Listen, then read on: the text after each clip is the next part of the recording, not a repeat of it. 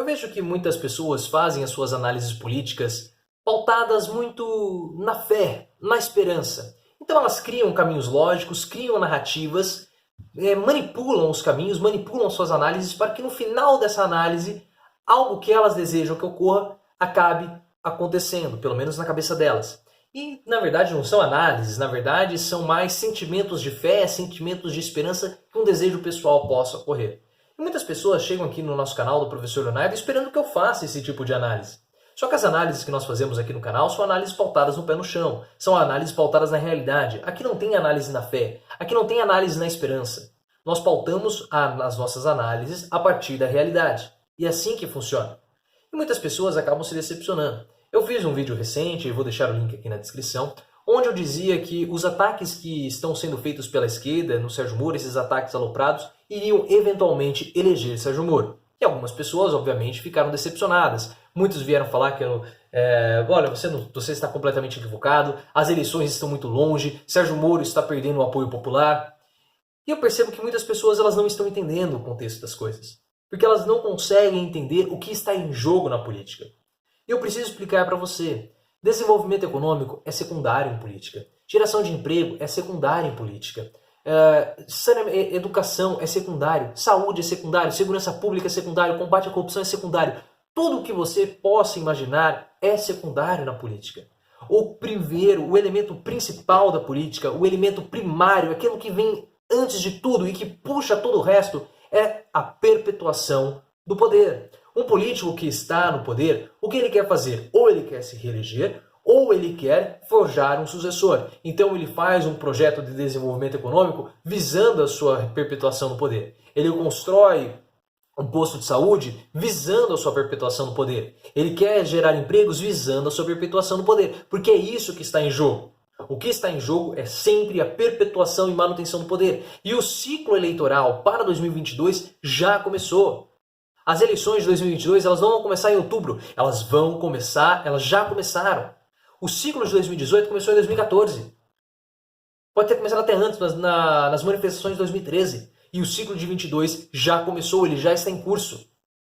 E antes das eleições de 22, nós temos um momento importantíssimo, que são as eleições de 2020. Nós já estamos no meio de 2019, as eleições de 2020 já são no ano que vem. E elas são essenciais, porque se Bolsonaro conseguir eleger o Hélio Bolsonaro ou o Carluxo para prefeito do Rio de Janeiro e a Joyce como prefeita de São Paulo, ele já está cacifado politicamente para disputar 22. Porque se ele conseguir eleger, se ele conseguir influenciar e eleger pessoas, candidatos dele, em grandes capitais, em grandes metrópoles, em cidades-chave, onde você tem um colégio eleitoral muito grande, ele já vai mostrar, ele já vai passar um recado para a direita democrática, porque Bolsonaro ele é um candidato, ele é de extrema direita, mas ele governa em um governo democrático e em um governo de direita, mas ele é de extrema direita. Então o que ele precisa fazer? Ele precisa puxar, ele precisa convencer os partidos da direita democrática, principalmente os democratas, a fazerem uma coalizão junto com ele. Por quê? Porque ele quer se perpetuar no poder. Então as eleições de 2020 são importantes para Bolsonaro para mostrar para esses partidos que ele possui capital político, que ele possui cacife político. E ele vai passar um recado. Olha, se vocês querem continuar existindo, vocês têm que fazer uma coalizão comigo. Venham para perto de mim. Então tudo que Bolsonaro tem feito é justamente para eleger pessoas, eleger prefeitos nas eleições de 2020. Isso é essencial.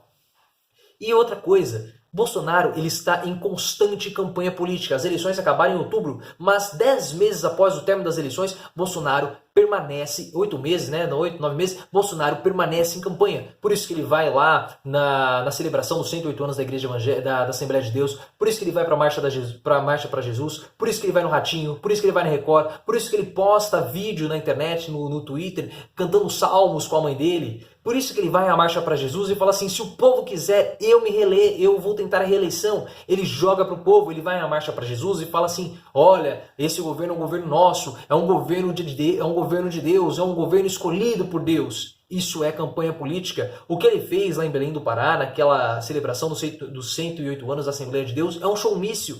Ele vai para cima e para baixo com o Marco Feliciano. Por quê? Porque Marco Feliciano é hoje um dos pastores mais influentes que nós temos no país. E a comunidade evangélica, a partir de 2020, com o nosso próximo censo, vai ser considerada a maioria no país. E Bolsonaro, ele não é evangélico, ele é católico, mas ele faz um aceno para essa comunidade porque eles têm voto e muitos votos. A capacidade dessas pessoas a capacidade dos evangélicos e da propagação da palavra feita pelos pastores é essencial para que Bolsonaro consiga eleger os prefeitos que ele quer e depois que se condicionar em 2020. Ah, mas a popularidade de Bolsonaro está caindo, ele tem 70% de reprovação. Ele tem 70% de reprovação, só que para 50,3% da população brasileira, Bolsonaro tem uma imagem positiva, segundo dados recentes que foram divulgados pelo Instituto Atlas, que fez lá o mapeamento da aprovação do governo. Com 50%, Bolsonaro se elege facilmente. Facilmente.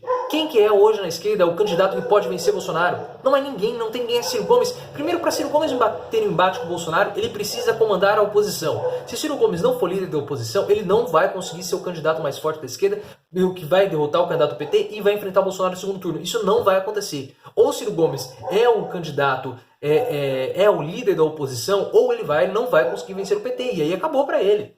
Não vai conseguir. Esse é o caminho de Ciro Gomes para 22. Ah, mas a aprovação de Sérgio Moro, a aprovação de Sérgio Moro está caindo. Hoje, Sérgio Moro é o político mais popular do país. Sérgio Moro conta com 50,4% de uma imagem positiva perante a população brasileira. Ele consegue se eleger facilmente com essa porcentagem. Ah, mas Bolsonaro ele quer sair como candidato em 2022. Beleza, coloca Sérgio Moro para prefeito de São Paulo em 2020. O que custa? Por que Sérgio Moro não pode ser candidato a prefeito de São Paulo em 2020? Nada o impede. Bolsonaro lança Moro para ser candidato em 2020. Moro vence as eleições para prefeito de São Paulo. Bolsonaro tenta sua reeleição em 22, vence. Em 2024, nas novas eleições municipais, Moro tenta a reeleição, é reeleito. Em 26, ele disputa a eleição presidencial. Esse pode ser um caminho. Ou chega em 22, ou no ano que vem, Moro disputa as eleições para prefeito de São Paulo, vence, chega em 22. Vamos analisar a conjuntura política de Bolsonaro. Bolsonaro tem chance da reeleição? Vamos fazer a análise. Olha, não tem, você vai perder. Tira Bolsonaro e coloca Sérgio Moro para disputar 22. Essa é toda a conjuntura. E Bolsonaro, como eu falei, ele está em constante campanha. E agora ele tem um inimigo para que ele possa lutar. Ele tem um inimigo, aquele inimigo que ele tanto queria durante todos esses meses, agora ele tem, que é o Glenn Greenwald, que é toda essa força oculta que ele fica levantando, falando em teoria da conspiração, falando que querem derrubar, que querem prejudicar o governo dele. Agora ele tem. Porque olha só toda essa teoria do pavão misterioso. O Glenn pagou um hacker russo para invadir as contas do Sérgio Moro e assim conseguir desestabilizar o governo. Ele tem um inimigo e um inimigo invisível. Quem é esse inimigo invisível? É pior do que o comunismo. Porque o comunista, eles falavam, os eleitores do Bolsonaro associavam os comunistas com os eleitores do PT, com os eleitores da esquerda. Agora não há toda uma super conspiração internacional que ele pode tentar combater. E ele fala, não, estão querendo me derrubar, conspirações internacionais. Ele leva para o irracional da população. Ele consegue trazer a população para um lado que ela não pensa, para um lado mais doutrinário. E assim ele consegue trazer essa população para perto. Essas pessoas estão contra Deus, nós precisamos do seu apoio, eu preciso de você para conseguir combater esse inimigo que quer derrubar o governo. E aí ele vai tocando o governo dele até 2020, consegue se cacifar politicamente, elegendo seus prefeitos, e vai com o peito aberto para 2022 com chances de reeleição. Essa é a situação, esse é o caminho. Por quê? Porque o que está em jogo é a perpetuação do poder. É o projeto hegemônico de poder. Sérgio Moro, faz parte disso. Então as eleições de 22, elas não estão longe. As eleições de 22 já começaram, porque Bolsonaro continua em campanha. Ele está em constante campanha. Quando ele vai no campo e bota a camiseta do Flamengo, é emblemático. Por quê? Porque ele faz um aceno para por uma parcela considerável da população que é flamenguista. Ele traz Sérgio Moro junto. Sérgio Moro também coloca a camiseta do Flamengo. Por quê? Porque Sérgio Moro vai ser avaliado se ele tem condições. Pode ser que ele saia como prefeito das eleições no ano que vem. O que impede? Nada. E agora, além de tudo, ele tem um inimigo que ele pode guerrear. E ele tem um inimigo que ele pode continuar a sua perpétua campanha e ir tocando e prosseguindo essa campanha. Enquanto mais a campanha de Bolsonaro dura, menos ele tem para governar. Porque ele não quer governar, ele não tem condições. Perceba que ele está terceirizando tudo. Terceirizou a economia para o Paulo Guedes, terceirizou outra coisa ali para os militares, terceirizou para o Olavo de Carvalho alguns outros pontos, como a pasta da educação, a pasta das relações internacionais. É isso que ele faz.